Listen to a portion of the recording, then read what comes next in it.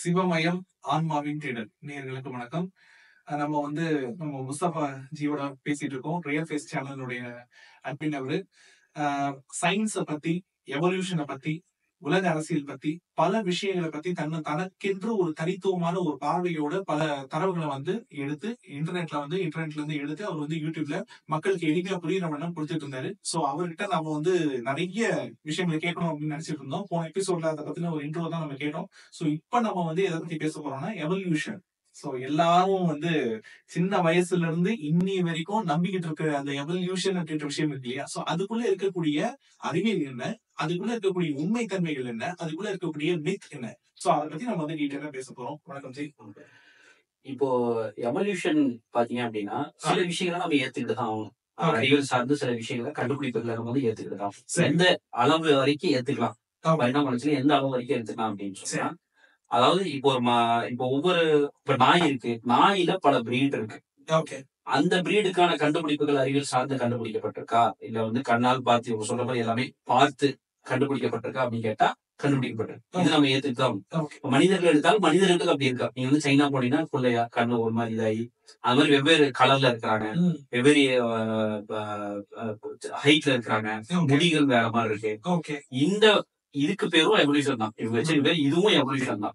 இதுதான் அந்த சின்ன லெவல்ல எவல்யூஷன் நடக்குது பாத்தீங்கன்னா. இப்ப நீங்க குளிர் பிரதேசத்துக்கு போறீங்க, உங்களுடைய ஸ்கின் கலர்ல இருந்து உங்களுடைய உடல் சார்ந்த சில விஷயங்கள் மாறும் கண்டிப்பா. ஓகேங்களா? உங்களுக்கு அடுத்த வரக்கூடிய ஜீன்கள் அது கடத்தப்படுமான்னு கேட்டா கடத்தப்படும். இந்த எவல்யூஷனை நம்ம மறுக்கல். இதுக்கு நம்ம எவல்யூஷன் இல்லாம அடாப்டேஷன் இன்னொரு பேரும் வச்சுக்கலாம். அடாப்டேஷன் இருக்கும், பாப்புலேஷன் பிராக்மெண்டேஷன் அப்படின்னு சொல்லுவாங்க. அந்த மாதிரி அதுக்கு வெவ்வேறு பேர்கள் இருக்கு. ஆனா இது எல்லாமே ஒரு சேர எவல்யூஷனுக்குள்ள கொண்டு வராங்க. இப்ப என்ன பிரச்சனைனா, இதை வச்சுட்டு எவல்யூஷன் அந்த ஒரு மிருகம் இன்னொரு மிருகமாக மாறினதையும் சொல்லிடுவாங்க. இப்ப பட்டர்ஃபிளையோடைய சைக்கிளை வச்சுட்டு அதை வச்சு என்ன பண்ணுவாங்கன்னா, மனிதன் இப்படித்தான் அப்படின்னு சொல்லிடுவாங்க. மனிதனும் இப்படித்தான் என்ன பண்ணாங்க, அவன் ஒரு மனிதனுக்கு முன்னாடி ஒரு மூதாதையர் இருந்தாங்க. அந்த மூதாதையில இருந்து சிம்பான்சியாவும் மனிதனாவும் பிரிஞ்சான். அதுக்கு உதாரணம் என்ன? பட்டர்ஃபிளை எப்படி அது கேட்டர்பில்லரா இருந்துச்சு, அப்புறம் இதா மாறிச்சுன்னு சொல்ற மாதிரி சொல்லிடுவாங்க. கம்பேரிஷன் அப்படி கம்பேர் பண்ணக்கூடாது. அறிவியல் அப்படி கம்பேர் பண்ணாது. எக்ஸாக்டா என்னமோ அதை பத்தி தான் சொல்லும். ஓகேங்களா? இப்ப இதுக்கு சில ஆதாரங்கள் முன் வைப்பாங்க. என்ன வைப்பாங்க? பாருப்பா, எலும்பு கொடுப்பாரு, அப்புறம் டிஎன்ஏ பாரு அப்படின்னு சொல்லுவாங்க. நம்ம அதுக்கு வருவோம். அந்த எலும்பு கூட டிஎன்ஏ பத்தி நம்ம பேசுவோம். ஓகேங்களா?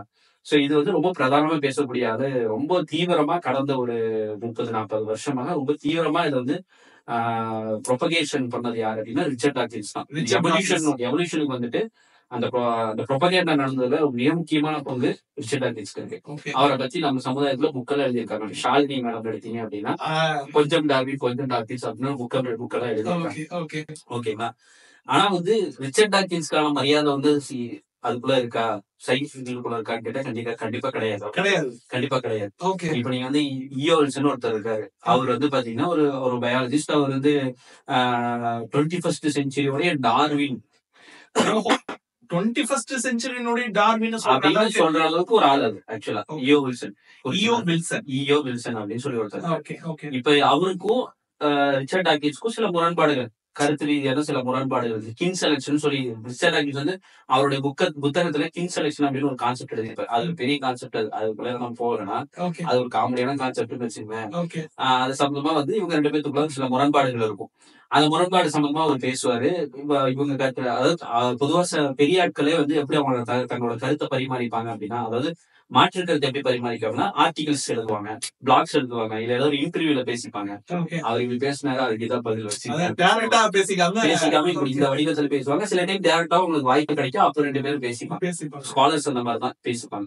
சோ அப்படி பேசிக்கிட்டே இருக்காங்க. அப்போ ஒரு இன்டர்வியூல இயோ வில்சன் கிட்ட கேட்கறாங்க, இந்த மாதிரி உங்களுக்கு இந்த மாதிரி பிரச்சனை இருந்துச்சு, முரண்பாடு இருந்துச்சு, இதை பத்தி உங்களுடைய இது என்ன, இப்ப என்ன நிலவரம் இருக்கு அப்படின்னு சொல்லி கேட்கும் போது ரிச்சர்ட் டாக்கின்ஸ் அவர் சொல்றாரு. ரிச்சர்ட் டாக்கின்ஸ் அவர் பொருட்டாவே கருது, அவர் ஒரு ஜெர்னலிஸ்ட் அப்படின்னு சொல்லிடுறாரு. ஜெர்னலிஸ்ட் சொல்லிடுறாரு. புரிஞ்சுங்களா? அது ரிச்சர்ட் டாக்கின்ஸ்க்கு இந்த பட்டம் கொடுக்கறதே அவருக்கு ஒரு பெரிய இது. ஆக்சுவலா அவருக்கு ஒரு அவமானம் மாதிரி வச்சுக்கோங்களேன். அவர் அந்த மாதிரி. ஆனா எனக்கு ஒரு சந்தேகம், உண்மையிலேயே ரிச்சர்ட் டாக்கின்ஸ் சயின்டிஸ்டா ஜெர்னலிஸ்டா? அது ஆக்சுவலா சயின்டிஸ்டா இருந்தவர் தான். அவர் ஒரு காலத்துல இருந்தவர் தான். அவுட் ஆஃப் த ஃபீல்ட் அவர் வெளியேறிட்டாரு. அதுக்கப்புறம் புத்தகம் எழுதுறது, எவல்யூஷனுக்கான ஒரு ப்ரொபகண்டஸ்டாவா மாறிட்டாரு. அதுவும் முக்கியமா இது ரொம்ப தெளிவா நம்ம பேசணும். ஏன்னா இவங்கள மாதிரி வெறும் எவல்யூஷன் ஒரே வாரத்துல முடிச்சிடக்கூடாது. டார்வினியன் எவல்யூஷன், அதுதான் டார்வினுக்கான ப்ரொபகண்டா பீஸா மாறிட்டாரு. ஏன் அப்படின்னா இருக்கிறதுலே டார்வின் மட்டும்தான் நேச்சுரல் வேல ஒரு விஷயத்த வந்து பரிணாமம் நடந்ததை பத்தி பேசினவர் டார்வின் மட்டும்தான். நீங்க சொன்னது அந்த நேச்சுரல் செலக்ஷன் சொன்னாங்க. அதாவது இயற்கை தேர்வின் மூலியமாகவே வந்ததுல டார்வின் வந்து ஒரு முக்கியமான அதாவது ரொம்ப கொண்டு போய் சேர்க்கிறது, பெரிய லெவல்ல கொண்டு போய் சேர்க்கிறது டார்வினிசம். அதுக்கு தான் நிறைய பேர் பேசியிருக்காங்க. ஆனா வந்து டார்வின் தான் வந்து அது பெரிய லெவல்ல போய் ரீச் பண்ணது. அதாவது உண்மையான பியூட்டிஃபுல்லான தியரி தான். சயின்ஸ் அடிப்படையில சயின்டிபிக்கா பார்க்கும்போது பியூட்டிஃபுல்லான தியரி, அது வந்து மாற்றுக்கிறது கிடையாது. ஆனா வந்து அதுல நிறைய பிரச்சனைகள் இருக்கு. இன்னைக்கு கண்டுபிடிப்புகளை வச்சு நம்ம அதை அக்செப்ட் பண்ணிக்க முடியாது, எல்லா விஷயங்களும் அக்செப்ட் பண்ணிக்க முடியாது. ஆனா அது வண்டர்ஃபுல்லான தியரி, சயின்டிபிக்கா வண்டர்ஃபுல்லான தியரி. சோ அது அப்படியே அதை ப்ரொபகண்டாவா அப்படியே கொண்டு வந்துட்டாங்க. அதுக்கு ஒரு மவுத் பீஸா செயல்பட்டவர் தான் ரிச்சர்ட் டாக்கின்ஸ் ஆக்சுவலா. ஆனா ரிச்சர்ட் டாக்கின்ஸ் ஸ்கூல்ல எல்லாம் மரியாதை கிடையாது. இதே மாதிரி ஒரு மீட்டிங்ல உட்கார்ந்து இருப்பாங்க, ஒரு பெரிய கான்ஃபரன்ஸ் மாதிரி மீட்டிங். அதுல டாக்டர் கிரேக் அப்படின்னு சொல்லி ஒருத்தர் இருப்பாரு. டிஎன்ஏ வந்து சீக்வென்ஸ் பண்ண ஒரு ஆள். So businessman Craig Venter doctor Craig Venter சொல்லுவாங்க. அவர் ஒரு சீக்வென்ஸ்ல பண்ண ஆளு அவர் ஆக்சுவலா. அவரு இவங்க எல்லாம் உட்கார்ந்து இருப்பாங்க. அப்போ இந்த பொதுவா தெரியும் எவல்யூஷன்ல ட்ரீ கான்செப்ட் பேசுவாங்க. எல்லாமே உயிரினத்துல இருந்தா ட்ரீ கான்செப்ட் சொல்றாங்க. அவருக்கு அது மறுப்பு தெரிவிக்கிறாரு. டாக்டர் கிரேக் வென்டர் வந்து மறுப்பு தெரிவிக்கிறாரு. அதுல அப்பெல்லாம் கிடையாது. ட்ரீ ஆஃப் லைஃப் எல்லாம் எதுவுமே கிடையாது. Tree of life is one of very important concept in Darwinian evolution. ரொம்ப இம்பார்ட்டன்டான கான்செப்ட். 2 விஷயம் தான் டார்வினியன் எவல்யூஷன் பொறுத்த வரைக்கும். 2 விஷயம், நேச்சுரல் செலக்ஷன், இன்னொன்னு ட்ரீ ஆஃப் லைஃப். வந்து universal common. Tree of life universal, அதாவது எல்லாமே ஒரு செல்லில் இருந்தால் வந்தது அப்படிங்கிறது தான் மெயின். இது 2. இதுல நீங்க என்ன உடைச்சீங்கன்னாலும் டார்வினியன் எவல்யூஷன் அவ்வளவுதான். நேச்சுரல் செலக்ஷன் உடைச்சாலும் அவ்வளவுதான், யூனிவர்சல் காம்பினேஷன் உடைச்சாலும் அவ்வளவுதான். ஆனா 2மே நீங்க உடஞ்சிருச்சு, அது விஷயம். டாக்டர் கிரேக் வென்டர் தான் ட்ரீ ஆஃப் லைஃப்ல ஒண்ணு கிடையாது, புஷ் ஆஃப் லைஃப் தான் இருக்கு அப்படின்னு சொல்லி அவர் சொல்லிட்டாரு. இவர் உடனே ரிச்சர்ட் டாக்கின்ஸ் எவ்வளவு கிட்டத்தட்ட 30 வருஷமா அவர் பேசிட்டு வராரு. எவல்யூஷன் தாங்க கரெக்ட், டார்வினியன் இப்படின்னு பேசக்கூடியது. அந்த மீட்டிங் உட்காந்து எல்லாமே ஒரு செல்லுதானே நினைச்சு அப்படிதானே அப்படின்னு சொல்லி அவரு ஏதோ சந்தேகமா கேட்கிறாரு. நீ கான்பிடன்ஸா பேசுனீங்க ஒன்னொன்னு அந்த மாதிரி பேச முடியவரா இருக்கிறாரு ரிச்சர்ட் டாக்கின்ஸ் ஆக்சுவலா. இந்த மாதிரி அவங்களோட ஃபீல்டுலயே வந்து ரிச்சர்ட் டாக்கின்ஸ் வந்து ஒரு பெரிய நபரான கருதப்படுற ஆள் கிடையாது ஆக்சுவலா. இந்த மாதிரி நிறைய இடத்துல அவமானப்படக்கூடிய ஒரு நபர். ஆனாலும் ப்ரொபகண்டிஸ்டா வச்சிருக்காங்க அவரை. இந்த கடவுள் அற்ற தன்மையை வந்து கொள்கை பரப்பு செயலாளர் மாதிரி அவர் இருந்தாலும் அது நடக்குங்கிற மாதிரி அதுக்கு நல்ல வேலையும் பார்த்திருக்காருன்னு வைங்களேன். அவரை ரொம்ப பெரிய அளவுக்கு ஷோகேஸ் பண்ணிட்டாங்க அவரை. அது ஒரு பொலிட்டிக்கல் இது, வேர்ல்டு பொலிட்டிக்ஸ்ல அது அவர் வந்து ஒரு தனி ஒரு பங்களிப்பு ஏத்திஸ்ட் மூவ்மெண்ட். நீங்க சொல்றது பார்த்தா இப்ப இருக்கிற பகுத்தறிவு ஜீவிகளும் அவரை முன்னுதாரணமா வச்சுதான் சுத்திட்டு இருக்காங்க. ஆமா, இங்க இருக்கக்கூடிய பகுத்தறிவு ஜீவிகள் தான் இங்க நம்ம தமிழ்நாட்டில் இருக்கக்கூடிய பகுத்தறிவு ஜீவிகள் தான் அந்த மாதிரி பண்றாங்க. மற்ற இடங்கள் எல்லாம் அப்படி கிடையாது. மற்ற இடங்கள்லாம் நீங்க சொல்லி அவுட் ஆஃப் இந்தியாஸ் எல்லாம் போனீங்கன்னா அவருக்கு ஒரு பெரிய இதெல்லாம் கிடையாது. அவுட் ஆஃப் இந்தியா வந்து ஏத்திஸ்ட் ஒண்ணு அவரை கொண்டாடுறது இல்ல, கொண்டாடுறது கிடையாது. ஆனா பெரிய அளவுக்கு ப்ரொபகண்டா நடக்குதான்னு கேட்டா நடக்குது, அவரை பத்தி பப்ளிஷ் பண்றாங்க. ஆனா அது ஈக்குவலா வெளியில ஆளுங்க இருக்காங்க, இங்க ஆளுங்க இல்ல. அதுதான் பிரச்சனை. எதிர்த்து சொல்றதுக்கு ஆள் இல்ல. அப்படி சொல்லக்கூடிய ஆளுங்களும் ரொம்ப நம்ம சின்ன சின்ன யூடியூப் கண்டென்ட் கிரியேட்டர் தான் சொல்லிட்டு இருக்கோம். இங்க பெரிய லெவல்ல இருந்து அவரை பத்தின விஷயங்களை எடுத்து வைக்கிறது இல்ல அவர் சொன்ன கருத்துக்களுக்கு மாற்று கருத்து சொல்றது கிடையாது. அதுதான் பிரச்சனை ரிச்சர்ட் டாக்கின்ஸோட கருத்து. சில பேர் நிறைய இடங்கள்ல அது நிறைய இது வாங்கியிருக்காரு. அதே மாதிரி அவர் நிறைய மாத்தி பேசுவாரு. புக்ல ஒண்ணு எழுதுவாரு, இதுல ஒண்ணு எழுதுவாரு. இது மாதிரி மாத்தி பேசக்கூடிய ஆளும் இருப்பாரு ஆக்சுவலா. இப்போ உங்களுடைய இதுக்காக நான் இது வரைக்கும் எங்கேயும் சொல்லாத சில விஷயங்களை சொல்லணும்னு நான் நினைக்கிறேன். ஓகேங்களா? இப்போ இவங்க கேட்பாங்க எவல்யூஷன் தானப்பா, என்னப்பா இவ்வளவு நாள் இதா சொல்லியிருக்கு, எவல்யூஷன் தான் கரெக்ட்னு பேசிட்டு நாங்க படிச்சிருக்கோம் இப்பெல்லாம் சொல்லிருக்கேன். நான் வந்து சில நபர்களை கோட் பண்றேன். அதாவது அவங்களும் ஒரு பேலியோன்டாலஜிஸ்ட் தான், அவங்களும் பிசியாலஜிஸ்டா இருப்பாங்க, எவல்யூஷனிஸ்டா இருப்பாங்க, பயாலஜிஸ்டா இருப்பாங்க. ஆனா வந்து அவங்க வந்து எவல்யூஷனுக்கு மாற்று கருத்து வச்சிருக்காங்க. ஓகேங்களா? பேலியோன்டாலஜின்னு சொன்னீங்க இல்லையா, ஆக்சுவலா அது எங்க ஃபீல்ட் மக்களுக்கு தெரியும். இந்த எலும்பு சம்பந்தமா ஆய்வுகள் செய்யறாங்க. அந்த எலும்பு கூடுதல் எடுத்து ஆய்வு செஞ்சு பாக்குறாங்களா, அது அந்த ஃபீல்ட் வந்து ஆமா அந்த ஃபீல்டுக்குள்ள வரவங்க. இப்போ வந்துட்டு லூயிஸ் டி மூர்னு ஒருத்தர் இருக்காரு, ஒரு எவல்யூஷனிஸ்ட். அவர் தான். அவர் என்ன சொல்றாரு அப்படின்னா, the more one studies, அதாவது பேலியோன்டாலஜி சம்பந்தமா படிச்ச நிறைய விஷயங்கள், மோர் தென் ஒன் ஸ்டடிஸ் பேலியோன்டாலஜி சம்பந்தமா படிச்ச அந்த ஃபாசில் ரெக்கார்ட்லாம் படிக்கிறாங்கல்ல, அது படிச்ச the more certain one becomes that evolution is based on faith alone அப்படின்னு சொல்லியிருக்காரு.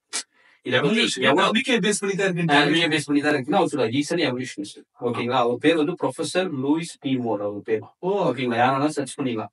இன்னும் முடிச்சு விட்டீங்க போங்கன்ற மாதிரி இருக்கு. யார் வேணா நீங்க வந்து சர்ச் பண்ணீங்க. ஓகே அப்புறம் ஆர்தர் கீத்னு ஒருத்தர் ரொம்ப ஃபேமஸான ஒரு ஆள் ஆக்சுவலா. Okay is famous British evolutionist ஆக்சுவலா. அவர் எவல்யூஷனிஸ்ட். அவர் எவல்யூஷனிஸ்ட் ஓகே ஆர்தர் கீத்னு சொல்லிட்டு. Okay evolution is unproved and improvable. ஓகேவா, அவர் சொல்றது என்ன சொன்னா எவல்யூஷன் இஸ் அன்ப்ரூவபிள். ஆமா, அன்ப்ரூவ்ட் அண்ட் அன்ப்ரூவபிள் அதை நிரூபிக்கவே முடியாது.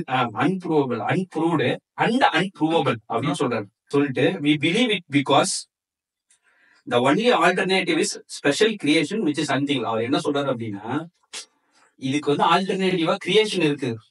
அது இருக்கிறது அவர் என்ன ஆக்சுவலா என்ன சொல்ல வர்றாருன்னா, அது இருக்கிறதுக்கு காரணத்தினால இது வச்சிருக்கானுங்க அப்படிங்கிற மாதிரியான கான்டெக்ட்ல அவர் சொல்றாரு. இது இல்லன்னா படைப்பு தத்துவத்தை நோக்கி போயிடுவாங்க. ஆனா இதுவுமே ப்ரூவ் பண்ணல அப்படிங்கிற மாதிரி அந்த கான்டெக்ட்ல. ஏன்னா படைப்புக்கு வந்துட்டு அப்ப கடவுள் ஆயிடும். இவர் அதையும் ஏத்துக்கல. அவர் ஏத்துக்காத ஆளுதான். நாங்க இப்ப கோட் பண்றது யாருமே கடவுள் நம்பிக்கை உள்ள ஆட்கள் கிடையாது. ஓகேங்களா, கடவுள் நம்பிக்கை அற்றவர்களே எவல்யூஷன் பத்தி என்ன சொல்லியிருக்காங்க, அதுவும் முக்கியமான ஆட்கள் எவல்யூஷனிஸ்ட், அந்த மாதிரி ஆட்கள் தான் நம்ம வந்து கோட் பண்றோம். ரைட், ஓகேங்களா. இன்னொரு நபரை சொல்றேன். கெமிஸ்ட்ரி, இவர் வந்து ஹெரால்டு சி ஊரேன்னு சொல்லிட்டு. ஹெரால்டு சி ஊரே அவர் பேரு. இவர் வந்து நோபல் பிரைஸ் வின்னர் கெமிஸ்ட்ரியில வாங்கியிருக்காரு. கெமிஸ்ட்ரியில நோபல் பிரைஸ் விஞ்ஞானி. Okay okay. அவர் என்ன சொல்றாருன்னா, all of us who study the origin of life find that more we look into, the more we feel it is too complex. Okay, அது ரொம்ப complexity ஜாஸ்தியா இருக்கு. அதை எவால்வ் பண்றது வரதுக்கு ரொம்ப காம்ப்ளெக்சிட்டியா இருக்கு. ஓகே, இவரும் வந்து நம்ம பேசணும், அவர் சொன்ன மாதிரியான கருத்து அவர் சொல்லியிருக்காரு. And yet we all believe as an article of faith that life evolved from dead matter on this planet. அது ரொம்ப காம்ப்ளிகேட்டடா இருக்கு.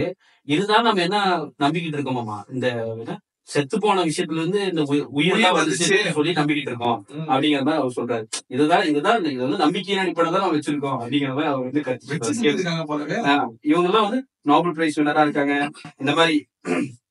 அதுக்கப்புறம் TH மார்கன் சொல்லிட்டு அவரும் ஒரு எவல்யூஷனிஸ்ட் தான். TH மார்கன் அவரும் ஒரு எவல்யூஷனிஸ்ட் தான். முடிஞ்சதெல்லாம் நம்ம கீழே நம்ம டிஸ்கிரிப்ஷன்ல நம்ம கொடுப்போம். Within the period of human history, we do not know a single instance of a transformation of one species to another one. உயிரினத்துல வந்து இது வரைக்கும் என்டையர் ஹியூமன் ஹிஸ்டரியில, அதாவது ஹியூமன் எப்பொழுது தோன்றி இருக்கானோ இந்த காலகட்டத்து பீரியட் வரைக்கும் ஒரு உயிரினம் இன்னொரு உயிரினம் பரிணமிச்சதுக்கு ஒரு ஆதாரம் கிடையாதுன்றாரு. இல்லன்னு சொல்றாங்க. என்ன துறை சார்ந்த எவல்யூஷனிஸ்ட் அப்படி வந்து இல்லன்னு சொல்றாரு. அது நம்ம முன்னாடி சொன்ன மாதிரி அந்த குட்டி சேஞ்சஸ் மனிதர்கள் கூட நினைக்கிற இந்த பிரீடிங் கான்செப்ட்ஸ் வந்து நம்ம அக்செப்ட் பண்ணிக்கலாம். அதுல வந்து மாற்றுறது கிடையாது. ஆனா நம்ம வந்து பிரீடிங் இப்படி கூட எடுத்துக்கலாம் இல்லையா, அது ஜெனடிக்கல் மியூட்டேஷன் கூட நம்ம எடுத்துக்கலாம். அது அந்த மியூட்டேஷன் நடக்குது, அதை நம்ம அக்செப்ட் பண்ணணும். ஆனா அவங்க என்ன சொல்றாங்கன்னா, இந்த மியூட்டேஷன் குட்டியா நடந்து பல மில்லியன் ஆண்டுகள் நேச்சுரல் செலக்ஷன், பல மில்லியன் ஆண்டுகள், இதுவும் நேச்சுரல் செலக்ஷன் தான். நேச்சுரலா தேர்ந்தெடுத்து மியூட்டேஷன் நடக்குது. அது பல மில்லியன் ஆண்டு காலம் கழிச்சு ஒரு மிருகமா மாறுது அப்படிங்கறதான் நம்மளால அக்செப்ட் பண்ணிக்க. அதுக்கு ஆதாரம் கிடையாது. ஆமா, இல்ல நாய் வந்து இன்னொரு இனத்து நாயா மாறுச்சுன்னா பிரச்சனை இல்ல. ஆமா, நாய் குரங்கா மாறுச்சுன்றத வந்து ஏத்துக்க முடியாது. அதுதான் ஏத்துக்க முடியாது. அதுதான் அவரும் சொல்ல வர. ஓகேங்களா, it may be climbed that the theory of descendant is lacking. ஓகேவா, இந்த மாதிரி வரது வந்து லேக்கா இருக்கு. therefore in most essential feature that it needs to be placed as the theory on a scientific theory-ஆ தான் வச்சுக்க முடியும். சயின்டிபிக் பேசிஸ்ல அந்த தியரியை வச்சுக்கலாம். அப்படிதான் அட்மிட் பண்ணி this must be admitted அப்படின்னு சொல்றாரு. இது வந்து TH மார்கன் ஒரு எவல்யூஷனிஸ்ட். இந்த மாதிரி நம்ம கோட் பண்ணணும்னு சொன்னா ஏகப்பட்டது கோட் பண்ணிட்டு போலாம்.